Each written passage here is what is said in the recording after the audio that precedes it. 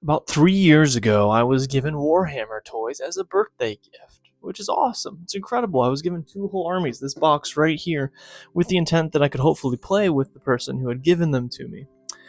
As we, were building them, because they actually, you think, oh yeah, I want to build these in an afternoon. No, probably not. But you start building them, and life continues to happen. I got an opportunity to move somewhere to do a certain job, so I took that opportunity. Never played them with the person before I left. When I got to the place, I was interacting with a bunch of youth. I was in youth nonprofit, and I was like, okay, cool. Well, I'll get them, some armies, and I can play with these guys. It'll be a way to connect with them during our fun nights that we have together. There's the programs when there's free time. It'd be great. Started building them with them. Life continued to move on. Other projects began to pop up with work, other things. Didn't get a chance to play with them as much as I wanted to. For another birthday, I was again sent more Warhammer figs. Like, I've got these Griffhounds that are not even open. And the reality is I am sitting on like a treasure trove of Warhammer figures. These are amazing, beautiful figures. They're kind of expensive. It's a wonderful game. They kind of just sit on my shelf. Most of them are unpainted. The ones that are painted, there's a few, right? But most of them are not. And so today we're going to try and rectify that. We're going to try and work on some of the Stormcast Eternals, which, if you don't know, is kind of like the Paladin class in Warhammer, as best as I understand it, at least Age of Sigmar. Because again, I'm not an expert by any stretch. I've gone to a Warhammer shop and I've asked them to teach me how to play. So I've played like that. I've played a couple times with my wife, but if we're wrong, we don't know it. And so today's the day to rectify it, to make some beautiful figures. And so we're going to start working on these. I don't think we're going to get anywhere close to all the way done with all of the Stormcast figures, but we're going to pick out a few to get done, and we're going to see just how beautiful we can make these figures. Another disclaimer, like I said, I didn't buy any of these. I couldn't afford to buy any of these. If I wanted to be into Warhammer on my own, I'd be out of luck. And same thing is true with their paints. As I understand it, they're very expensive. So we're using, craft store paint, but I think we can make something really cool with it. We'll be using acrylic craft store paint. And if you're wondering whether or not you can afford to, paint your figures because maybe you can't get the nice paint, I think this is the nice paint. If I can encourage you at all, I think Warhammer paint is acrylic paint. I think we can make something pretty cool. Now, I'm not the best artist in the world, but if you're happy with mine, then hopefully you'll be happy with yours too. So let's get into it. Let's meet our characters for the day.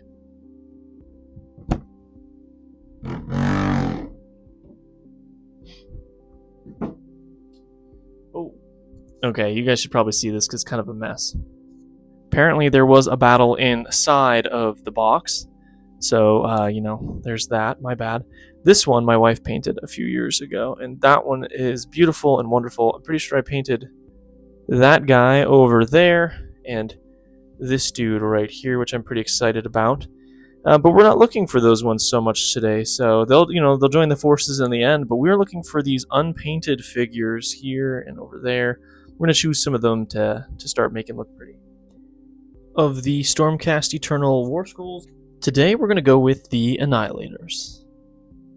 Hope that's good. Here are the boys, Jeffrey, Alan, and Stan. We will start with Jeffrey. My goal here is to honor the previous color palette, but also distinguish these guys as a group so I don't have to look at all of these and be like, okay, who goes together, so that I know who I need to grab for what I'm playing. Okay, everyone, this is Jeffrey. He is ready to go. I think to balance Jeffrey with the color palettes of the already painted figures, what I'm going to be looking to do is incorporate the white that I see here and the gold, but in order that I could distinguish his group from the other groups, I'm going to give him some red too. I think these two colors are also the easiest to color match. It's not why I chose them, but it's certainly handy. And my hope is that he still reads like a Stormcast Eternal, but also when I go to play, I'm like, okay, which ones are the Annihilators again? I don't have to kind of thumb through and be like, okay, he fits. But I can see oh, it's the red class. I just opened up my paintbrushes. See the size of this guy? Tell me if you see a problem. I think I'm just gonna have to use this one alone, which is okay, because I've got water right there and paper towels right over there. Oh, that's gross. It's so watery. I probably should have shaken that more. It's been a while. I think I'm gonna mix this with a little white, and then maybe with also a little bit of a darker color. I'm trying to decide if I'll do like a purple or a blue. Not quite sure yet. Should I shake this too? I'm gonna shake this too. Okay, please don't be globby. Please don't be globby.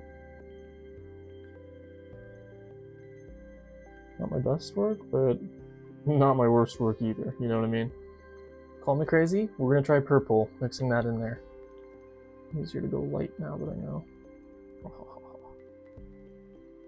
Some of this. Start creating our little pool here. And we're gonna try for our pink color. Take a little of red. There we go. Grab a little white.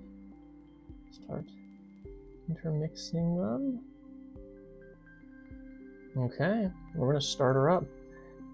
Alright, I think we're gonna do the middle base coat to start us off here.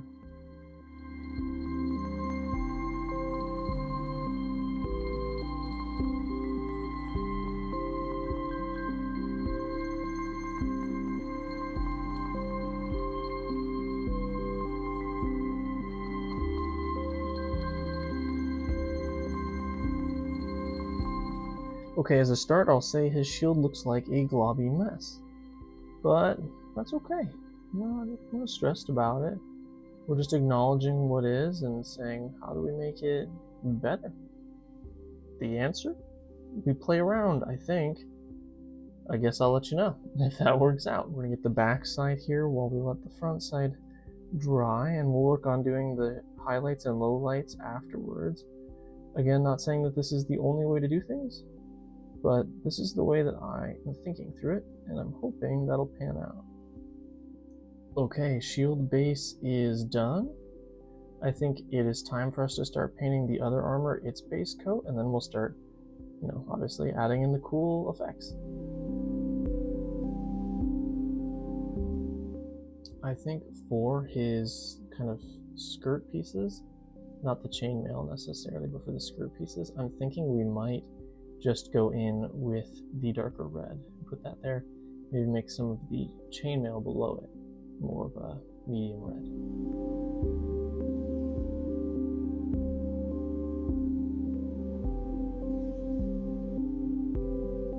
Yeah, that's pretty cool. I like that.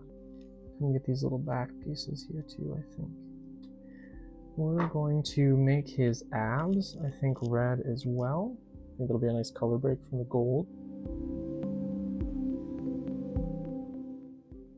Okay, maybe I'm crazy, but I feel like we can do his gauntlets red as well as his shins.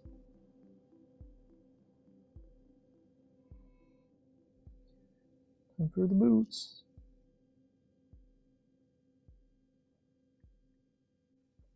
Okay, just while the boots are drying, I want to try and show you what we're working with here. Boots are a little different color right now still because they're still wet.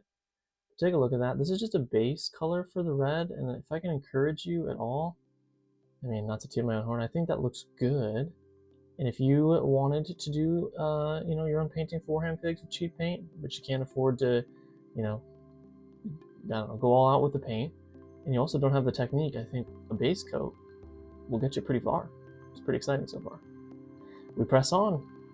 We're gonna start trying to add some highlights, I think. We're gonna take in our pink tone here. I'm just going to kind of choose a light reference, like a source. So I'm going to kind of direct it like this across our guy.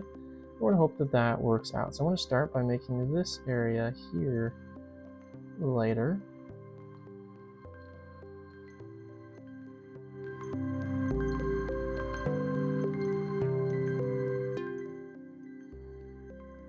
I don't know if I like that. I might have to go. We'll see.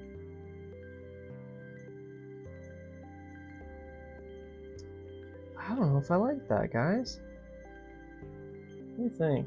I don't know if that's going to read in the end. We might need to paint back over that in a minute. But at least we know. Dang. Okay. Alright, new plan. I've toned down the pink a little bit. I'm going to just experiment for a minute more, see if we can get it better. And if not, I'll repaint it like I did the shoulder. Just kind of dry brushing it more, trying to be a little more faithful to that intent. I think that that is going pretty well.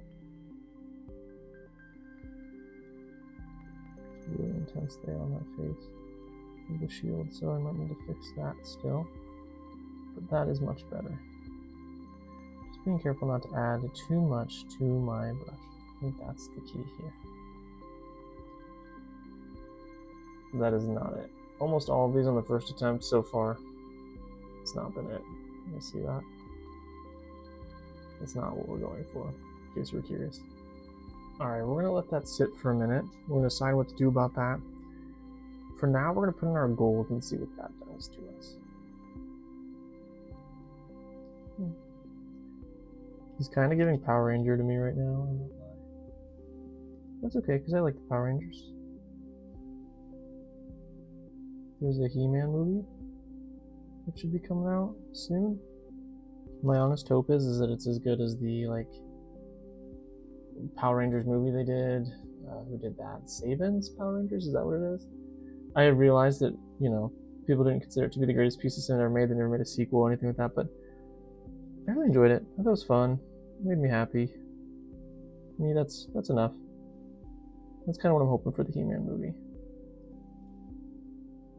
Okay, I may have found our solution. So I was painting on the gold here, right? Just trying to dab it up. Going through the back, I started playing around with it on these lightning bolts. When you turn them, I'm like, okay,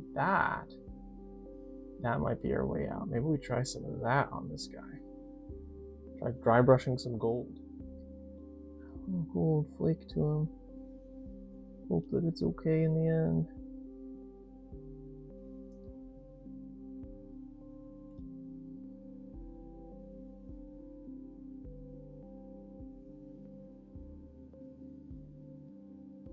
Look at that.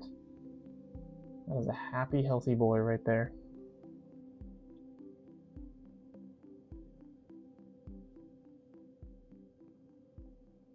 Yup. Especially these guys, since they're electricity, I feel like that's really cool.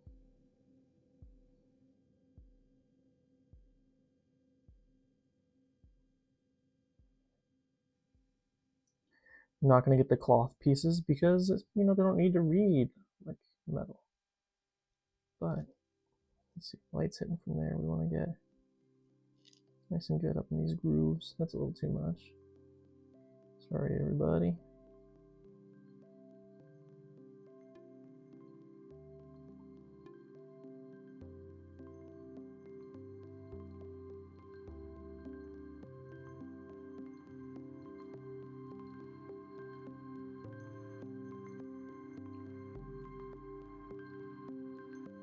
Okay, overall, that's pretty cool.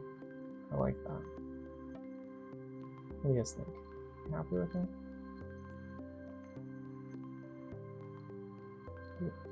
We're happy. Let's press on.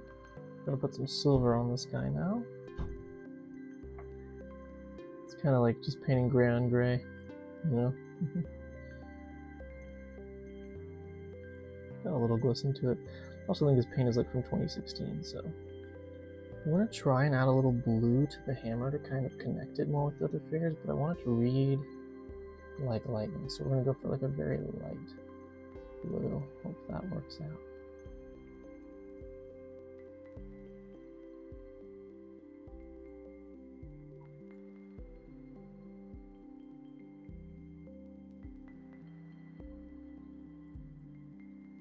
Thoughts? What do you think?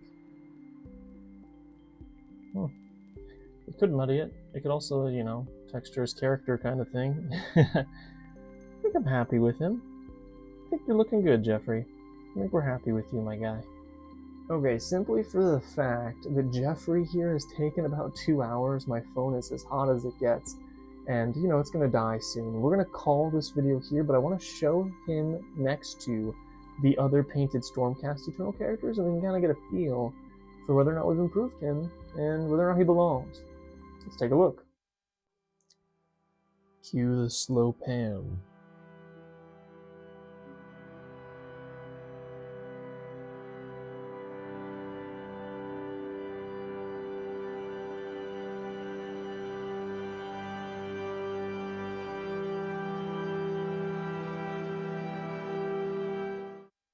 I think it looks pretty good.